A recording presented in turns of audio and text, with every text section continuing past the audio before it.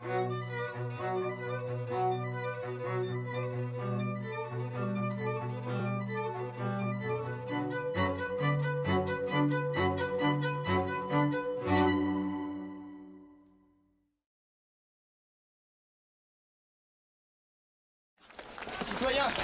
Citoyens! Citoyens! J'arrive de Versailles! Le roi a renvoyé Necker! Citoyens, c'est le signe! C'est le signe d'une Saint-Barthélemy pour les patriotes! Ce soir même, les bataillons suisses et allemands sortiront du champ de Mars pour nous égorger! À bas la cour! Nous n'avons qu'une seule ressource. Les armes! Aux armes! Aux armes! Tout Paris doit prendre les armes! Alors, je ne vais pas faire de l'étymologie, mais révolution, en principe, c'est l'idée d'un retournement de l'ordre existant. Et dans le cas social et politique, c'est un retournement de la situation sociale et politique existante.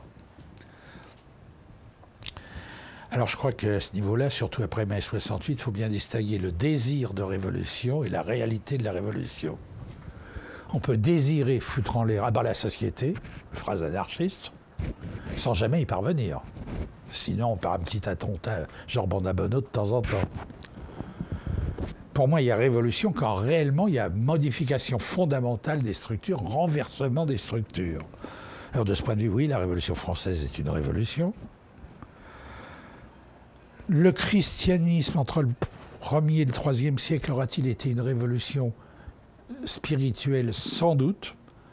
Il y a effectivement des éléments nouveaux. Entre autres, René Girard a écrit des choses très jolies sur comment nos sociétés fonctionnaient sur le bouc émissaire et comment le christianisme a correspondu à une rupture. Je suis mort une fois pour toutes pour vous. Mais ça, c'est ce que dit le Christ. C'est pas ce que disent les chrétiens ensuite qui se massacrent entre eux. Bon. Mais c'est vrai qu'intellectuellement, on peut dire que de ce point de vue, c'était une révolution. Révolution scientifique, oui.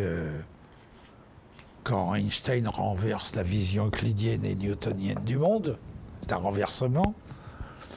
Et le renversement social et politique, la révolution soviétique, oui, la révolution chinoise, il y a eu renversement. Par contre, est-ce qu'elle a produit ce qu'elle prétendait produire? Quand on voit que les oligarques russes et chinois actuels avaient leur carte du Parti communiste et de la dictature du prolétariat dans la poche il y a 4 ans, c'est pas la restauration de la bourgeoisie classique, mais c'est la restauration d'une oligarchie.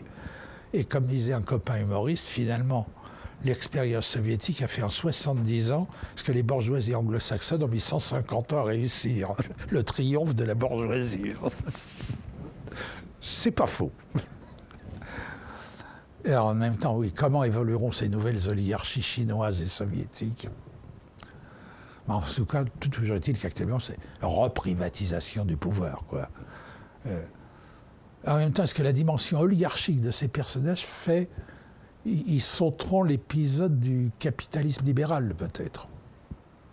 Peut-être. Quoique. Oui, parce qu'ils sont d'entrée monopolistiques, ceux-là, d'entrée. Ils sont au niveau et Rockefeller en 1899, quoi. Bon.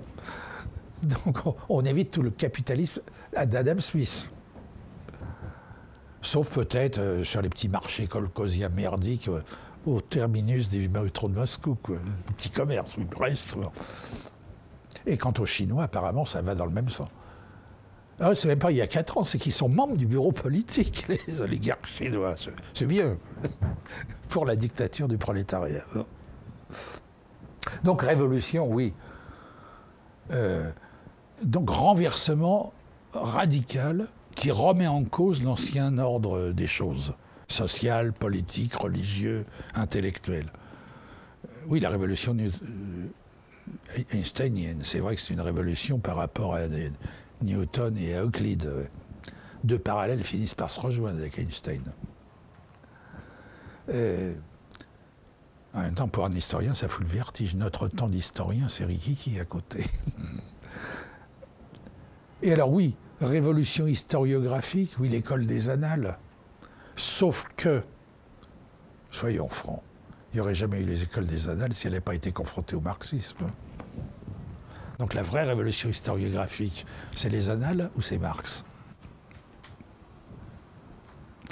Ce qui diminue en rien les mérites de Braudel, etc. Mais capitalisme et civilisation matérielle. Ouvre le Capital, t'as des passages entiers, c'est de l'histoire. Ils n'avaient pas attendu Braudel pour écrire ça, l'autre. Hein. Et alors c'est aussi cette étrange timidité universitaire. On veut bien emprunter des outils au marxisme. À la rigueur, on veut bien admettre que le marxisme a apporté des choses, mais pas trop insister surtout. Quelle pudeur étrange. Alors en même temps, j'ai tort de dire ça, parce que quand tu vois ce que certains font du marxisme, tu te dis oui, il vaut peut-être mieux un mec de l'école des annales qu'un marxisme à la Pol Pot. Bon.